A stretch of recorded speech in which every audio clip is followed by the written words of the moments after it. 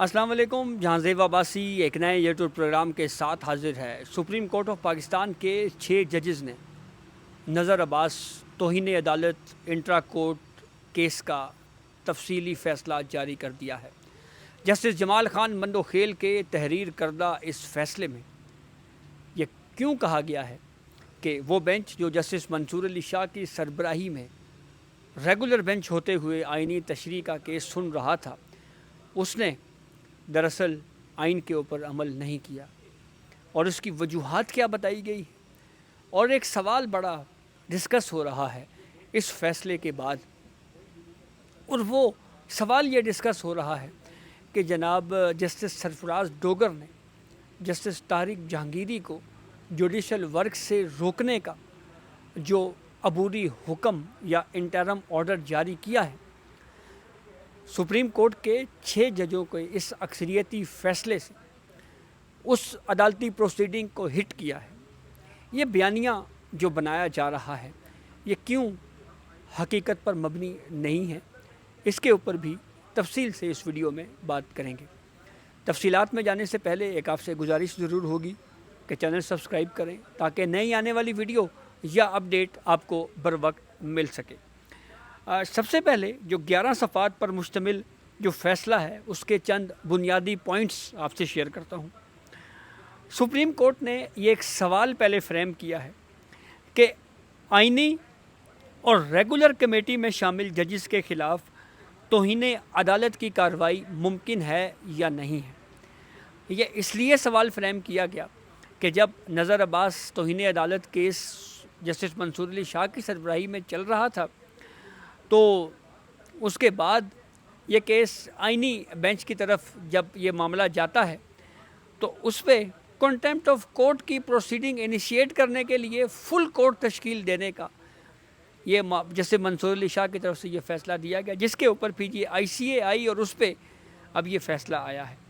تو بنیادی سوال یہ ہے کہ جو جیسے منصور علی شاہ نے اپنے فیصلے میں اس بات کا اظہار کیا کہ جی یہ جو ججز آئینی کمیٹی میں ججز ہیں یا ریگولر کمیٹی میں، یعنی چیف جسٹس یحییٰ افریدی ہیں، جسٹس امین الدین خان ہیں، اور آئینی بینچ آئینی ججز کمیٹی جسٹس امین الدین خان، جسٹس محمد علی مظہر اور جسٹس جمال مندوخیل، کیا ان کے خلاف، ان ججز کے خلاف کنٹیمپٹ آف کورٹ کی پروسیڈنگ ہو سکتی ہے یا نہیں ہو سکتی. تو اس سوال کا جواب دینے کے لیے سپریم کورٹ نے جو وجوہات بیان کی ہیں اس میں سپریم کورٹ نے سب سے پہلے تو یہ کہا ہے کہ آرٹیکل 199 کے تحت سپریم کورٹ اور ہائی کورٹ کے ججز کو انتظامی طور کے اوپر یہ استثناء حاصل ہے کہ وہ اپنے امور کی انجام دہی کر سکیں. ججز کو اندرونی اور بیرونی مداخلت سے تحفظ دیا گیا ہے. ججز اپنی ہی عدالت کے کسی جج کے خلاف کسی قسم کی رٹ یا کوئی کارروائی نہیں کر سکتے. محمد اکرام چودھری کیس فیصلے کے مطابق ججز کے خلاف کارروائی ممکن نہیں ہے. عدلیہ جمہوری ریاست میں قانون کی حکمرانی کے محافظ کے طور کے اوپر بنیادی ستون ہے. یہ بات طے شدہ ہے کہ سپریم کورٹ یا ہائی کورٹ کا جج اسی عدالت کے جج کے سامنے جواب دہ نہیں ہے. جب اعلیٰ عدلیہ کا جج اپنے جج کے خلاف رٹ جاری نہیں کر سکتا تو توہین عدالت کی کارروائی کیسے کر سکتا ہے؟ سپریم کورٹ یا ہائی کورٹ جج کے خلاف کارروائی صرف سپریم جوڈیشل کونسل ہی کر سکتی ہے. آرٹیکل 209 جوڈیشل کونسل کے علاوہ کسی اور فورم پر جج کے خلاف کارروائی پر قدغن لگاتا ہے. توہین عدالت قانون بنانے کا پارلیمنٹ کا یہ مقصد نہیں تھا کہ جج کے خلاف توہین عدالت کی کارروائیاں شروع کر دیں. سپریم کورٹ اور ہائی کورٹ ججز اپنے ساتھی ججز کے خلاف توہین عدالت کی کارروائی نہیں کر سکتے. ایک جج دوسرے جج کو توہین عدالت کی سزا نہیں دے سکتے. اب ذرا اس ویو کے اوپر آتے ہیں کہ کیا اس اصول کو، اس پرنسپل کو کہ ایک جج اگر وہ ہائی کورٹ میں ہے تو وہ اپنے ساتھی جج کے خلاف رٹ جاری نہیں کر سکتا اور ساتھ ہی کنٹیمپٹ آف کورٹ کی پروسیڈنگ جاری کی کارروائی یا سپریم کورٹ میں جج کے خلاف کارروائی نہیں کر سکتا، تو کیا اس پرنسپل کا اطلاق جسٹس طارق جہانگیری مبینہ جعلی ڈگری کیس جو اسلام آباد ہائی کورٹ میں پینڈنگ ہے، کیا اس پہ اس کا اطلاق ہوتا ہے یا نہیں ہوتا؟ یہ بات تو بالکل درست ہے کہ سپریم کورٹ آف پاکستان کا جو فیصلہ وہ بائنڈنگ ہوتا ہے پورے ملک کی کورٹس پہ، چاہے وہ ہائی کورٹس ہوں یا لوور جوڈیشری ہو. لیکن یہاں پہ جو سوال سپریم کورٹ کے اس بینچ کے جو انٹرا کورٹ اپیل میں جو زیر سماعت سوال تھا، وہ بنیادی سوال کیا تھا؟ وہ بنیادی سوال دراصل یہ تھا کہ ایک ریگولر بینچ ایک کیس سن رہا ہے، باوجود اس کے کہ اس کو آئینی تشریح کے سوالات پر سماعت کرنے کے لیے ایک ریگولر بینچ کو اب 26ویں ترمیم کے بعد اختیار نہیں ہے، تو کیا وہ ایسا کر سکتا ہے یا نہیں کر سکتا؟ تو اس کیس کے فیکٹس اور جسٹس جہانگیری کے خلاف اسلام آباد ہائی کورٹ میں میاں داؤد کی جانب سے جو کو وارنٹوں میں رٹ فائل کی گئی ہے، اس کے فیکٹس میں زمین آسمان کا فرق ہے۔ گو کہ ابھی وہاں پہ رجسٹرار آفس کے اعتراضات ابھی برقرار ہیں، ابھی وہ بھی تعین ہونا ہے، ایک یہ فرق ہے۔ پھر ایک فرق یہ بھی ہے کہ وہاں پہ ابھی ایک انٹرم آرڈر آیا ہے، ابھی فائنل ججمنٹ نہیں آیا، ایک تاریخ طے کی گئی ہے اگلی، اس تاریخ تک پہ ہو سکتا ہے اسلام آباد ہائی کورٹ اپنا یہ آرڈر جوڈیشل ورک سے روکنے کا واپس بھی لے لے۔ آگے بڑھتے ہیں۔ آگے سپریم کورٹ اپنے فیصلے میں مزید یہ کہتی ہے کہ اعلیٰ عدالتوں کے جج صاحبان اپنے دائرے میں مساوی حیثیت اور اختیار رکھتے ہیں۔ اعلیٰ عدلیہ کا کوئی جج دوسرے جج پر برتری یا کمتر حیثیت نہیں رکھتا کہ وہ ہدایت جاری کرے یا سزا دے سکے۔ اگر سپریم کورٹ یا ہائی کورٹ کے جج کو اپنے ہی ساتھی جج کے خلاف توہین عدالت کی کارروائی کی اجازت دی جائے تو یہ ان کے درمیان باہمی احترام اور یکجہتی کو نقصان پہنچائے گا۔ اعلیٰ عدلیہ کے جج صاحبان کے درمیان خوشگوار تعلقات قائم رکھنا عدالتوں کے ہموار کام کے لیے بہت ضروری ہے۔ کسی جج کا اپنے ساتھی جج کے خلاف توہین عدالت کی کارروائی شروع کرنا اندرونی اختلافات، شکایات اور قدرتیں پیدا کرے گا۔ اس سے انارکی پھیلے گی اور نظام عدل ٹوٹ پھوٹ کا شکار ہوگا۔ پاکستان کی عدالتی تاریخ میں پہلی مرتبہ اس عدالت نے جسٹس ریٹائرڈ افتخار حسین چودھری اور دیگر کیس میں سپریم کورٹ اور مختلف ہائی کورٹس کے متعدد جج صاحبان کو توہین عدالت کے نوٹسز جاری کیے۔ اب اس وقت کنٹمپٹ آف کورٹ کے نوٹسز پی سی او ججز کو کیوں جاری کیے گئے، اس کی تفصیل اس فیصلے میں مزید یہ بیان کی گئی ہے کہ ان ججز نے 3 نومبر سن 2007 کے اس عدالت کے جاری کردہ حکم امتناع کی خلاف ورزی کی تھی۔ اس توہین عدالت کی کارروائی کے پس منظر میں یہ حقائق سامنے آئے کہ 3 نومبر سن 2007 کو اس وقت کے فوجی آمر یا آرمی چیف پرویز مشرف نے ملک میں ایمرجنسی نافذ کی۔ ایمرجنسی کے بعد عبوری آئینی حکم یعنی پی سی او 2007 اور آئینی حلف ججز آرڈر 2007 جاری ہوا۔ سن 2007 میں سپریم کورٹ نے فیصلہ دیا کہ سپریم کورٹ اور ہائی کورٹس کے جج صاحبان بشمول چیف جسٹسز پی سی او یا کسی بھی غیر آئینی اقدام کے تحت حلف نہ اٹھائیں۔ 18 جج صاحبان میں سے سپریم کورٹ کے 5 جج اور مختلف ہائی کورٹس کے کئی جج صاحبان نے پی سی او کے تحت حلف اٹھایا۔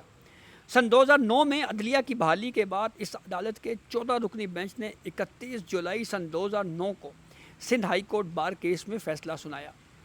عدالت نے قرار دیا کہ جو جج صاحبان 3 نومبر سن 2007 کے حکم امتناعی کی خلاف ورزی کرتے ہوئے پی سی او کے تحت حلف اٹھا چکے تھے وہ سپریم کورٹ یا متعلقہ ہائی کورٹس کے جج ہی نہیں تھے اور اپنی نافرمانی کے نتیجے میں آئین کے تحت وہ نتائج بھگتنے کے لیے ذمہ دار بن گئے۔ اس فیصلے کے بعد 5 اکتوبر سن 2009 کو اس کے خلاف آئین کے آرٹیکل 204 کے تحت کنٹمپٹ آف کورٹ کی کارروائی چلائی گئی۔ یہ سوال طے ہوا کہ کیا عدالت سپریم کورٹ اور ہائی کورٹس کے جج صاحبان کے خلاف اس عدالت کی توہین پر آئین کے آرٹیکل 204 کے تحت کارروائی کرے۔ بلا شبہ وہ جج جنہوں نے پی سی او کے تحت حلف اٹھایا اپنے طور پر سپریم کورٹ اور ہائی کورٹس کے جج کی حیثیت سے فرائض سر انجام دے رہے تھے۔ پھر 31 جولائی سن 2009 کے فیصلے میں اس عدالت نے قرار دیا کہ پی سی او کے تحت حلف اٹھانے کے بعد وہ جج صاحبان سپریم کورٹ یا متعلقہ ہائی کورٹس کے جب جج ہی نہیں رہے تو اس لیے ان کے خلاف پروسیڈنگ ہو سکتی ہے۔ آئینی طور پر بیٹھے ہوئے جج صاحبان کے خلاف مس کنڈکٹ کے معاملات کی انکوائری صرف سپریم جوڈیشل کونسل آئین کے آرٹیکل 209 کے تحت ہو سکتی ہے۔ پی سی او کے تحت حلف اٹھانے کے غیر آئینی اقدام کی وجہ سے وہ اب آئین کے تحت جج نہیں رہے تھے، اس لیے ان کے خلاف پروسیڈ کیا گیا۔ آگے سپریم کورٹ کا یہ فیصلہ مزید کہتا ہے کہ یہ طے شدہ ہے کہ جزوی طور پر سنے گئے مقدمات کو کسی انتظامی حکم کے ذریعے منتقل نہیں کیا جا سکتا جب تک آئین، قانون یا قواعد اس کی اجازت نہ دیں۔ اس اصول کے پیچھے مقصد یہ ہے کہ جب کوئی بینچ یا عدالت کسی مقدمے کو خاصی تفصیل کے ساتھ سن لیتا ہے تو اسے کسی اور عدالت کو منتقل کرنا نئے سرے سے سماعت کا سبب بنتا ہے۔ جزوی طور پر سنے گئے مقدمے کی سماعت اسی بینچ یا عدالت کے ذریعے تسلسل قائم رکھتی ہے، کیونکہ اس بینچ کے جج صاحبان پہلے ہی مقدمے سے واقف ہوتے ہیں اور یوں دلائل اور شہادتوں کے تکرار کی ضرورت نہیں پڑتی۔ تاہم اگر کسی مقدمے کی سماعت کے دوران آئین یا قانون میں ترمیم یا نئی قانون سازی کے ذریعے عدالت کا دائرہ اختیار ختم کر دیا جائے تو وہ عدالت جہاں مقدمہ زیر سماعت ہو یا جزوی طور پر سنا گیا ہو مزید کارروائی کرنے کی مجاز نہیں رہتی اور اسے سماعت روک دینا چاہیے۔ کسی جج یا بینچ کو یہ اختیار حاصل نہیں ہے کہ وہ دفتر یا کسی کمیٹی کو یہ ہدایت دے کہ کوئی مخصوص مقدمہ اس کے سامنے مقرر کیا جائے جبکہ وہ مقدمہ اس کے دائرہ اختیار میں نہ ہو یا رول کے مطابق اس کے سامنے مقرر ہی نہ کیا گیا، اور نہ ہی کسی دوسرے بینچ کے سامنے زیر سماعت مقدمہ واپس لیا جا سکتا ہے۔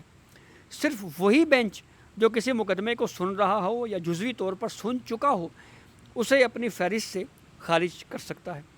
جج صاحبان اپنے حلف ججوں کے ضابطہ اخلاق، قانون اور قواعد کے پابند ہیں۔ اس کی سختی سے پابندی عدالتی نظم و ضبط اور عدالت کی ہموار کام کے لیے ضروری ہے۔ اگر سپریم کورٹ یا ہائی کورٹ کا ہر جج رائج الوقت طریقہ کار کو نظر انداز کرتے ہوئے اپنی مرضی کے مقدمے منتخب کر کے سننا شروع ہو جائے تو عدالت کا نظم و ضبط متاثر ہوگا۔ ایسا کرنے سے عوام کا اعتماد مجروح ہوگا اور بالآخر نقصان عوام پاکستان کا ہوگا۔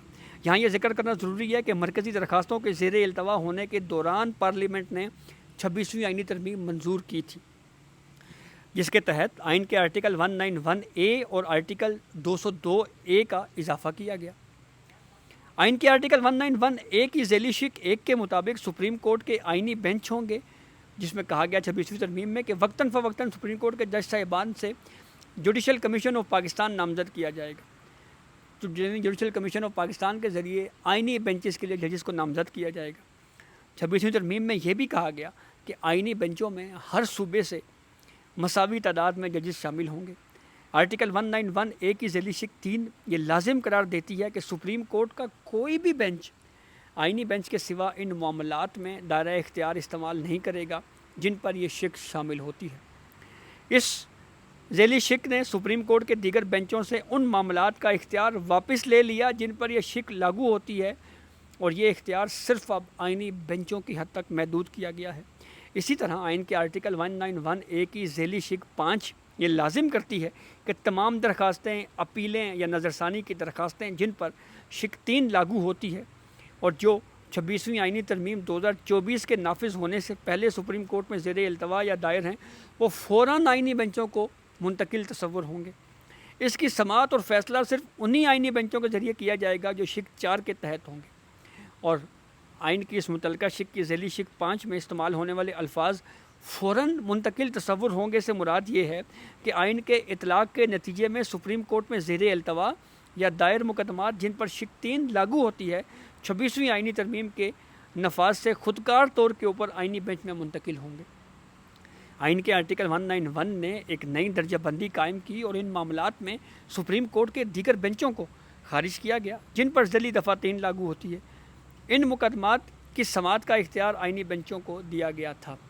تو یہ جو جسٹس منصور علی شاہ صاحب کے بینچ نے یہ کہا جی کہ جو چلتا کیس ہم سے لیا گیا ہے، سپریم کورٹ نے اپنے ڈیٹیل ریزننگ میں تو یہ کہا ہے کہ جناب یہ آپ کے پاس اختیار ہی نہیں تھا کہ آپ آئینی تشریح کا معاملہ سنتے، اس وقت جب پہلے ہی جسٹس منصور علی شاہ صاحب کا ریگولر بینچ بہت سارے آئینی تشریح کے کیسز آئینی بینچز کو بھیج چکا تھا، اور دوسرا کسی جج کے پاس یہ اختیار بھی نہیں ہے کہ وہ یہ کہے جی کہ فلاں کیس ہی میں نے سننا ہے اور فلاں نہیں سننا۔ اچھا، عدالتی فیصلے میں آگے مزید کہا گیا ہے کہ ریگولر بینچ کے ارکان کی آئینی ذمہ داری تھی کہ وہ آئین کے حکم کی تعمیل کرتے اور معاملے میں مزید کارروائی سے باز رہتے۔ ریگولر بینچ کے ارکان نے معاملے کو آگے بڑھانے کا فیصلہ کیا۔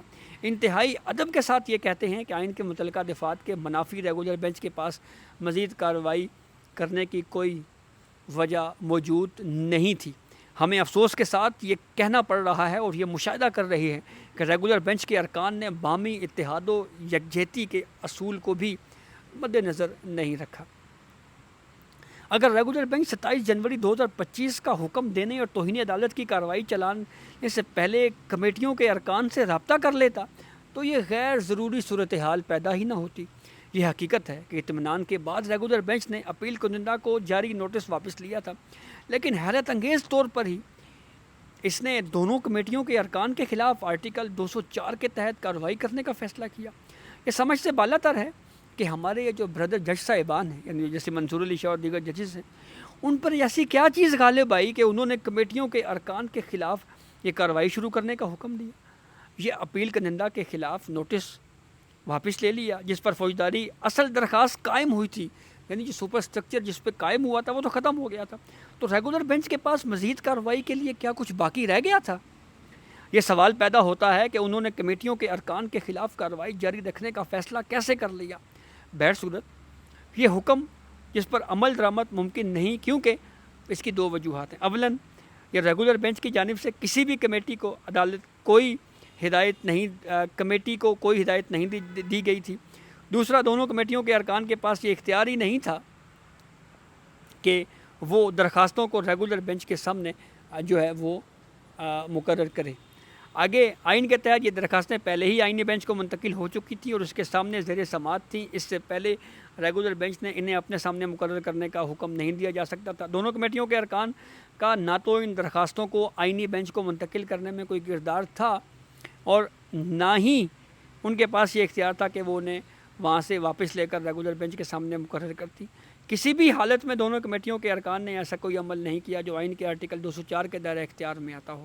ان وجوہات کے بنا پر دونوں کمیٹیوں کے ارکان کے خلاف توہین عدالت کی کارروائی شروع کرنے کا جو لیا گیا فیصلہ ہے یہ کالعدم قرار دیا جاتا ہے۔ یہ 11 صفحات پر مشتمل تفصیلی وجوہات جس میں سپریم کورٹ کا یہ 6 ممبر بینچ کا جو اکثریتی فیصلہ ہے، 4 ججز کا نام لکھا ہوا ہے۔ اب یہ بھی کلیئر نہیں ہے، 2 ججوں نے سائن نہیں کیے، ڈائسینٹ ہے۔ یہ بہرحال ہو سکتا ہے آگے چل کے صورتحال کلیئر ہو یا میں انڈرسٹینڈ کرنے میں شاید غلط ہوا ہوں۔ تو بہرحال سپریم کورٹ نے اس 6 ججوں کے اس فیصلے میں یہ کہا گیا ہے کہ جو 26ویں ترمیم کی جو شق ہے اس کی خلاف ورزی کرتے ہوئے یہ عدالتی کارروائی آگے بڑھائی گئی ہے۔ تو اگر ایک جج یا بینچ کے اوپر یہ ہو جی کہ اس نے آئینی خلاف ورزی کی ہے تو عدالتی فیصلوں کے اوپر اب تک کا تو پرنسپل یہ ہے کہ سپریم جوڈیشل کونسل میں پروسیڈنگ نہیں ہوتی۔ ہاں، اپیل میں وہ فیصلے تبدیل ہو جاتے ہیں، تو یہ اپیل میں یہ فیصلہ تبدیل ہو چکا ہے۔ تو یہ اب تک کی اپڈیٹ تھی جس سے ہم نے آپ کو آگاہ کیا۔ اپنے فیڈ بیک سے ہمیں ضرور آگاہ کیجیے گا۔ اجازت دیجیے، اللہ حافظ۔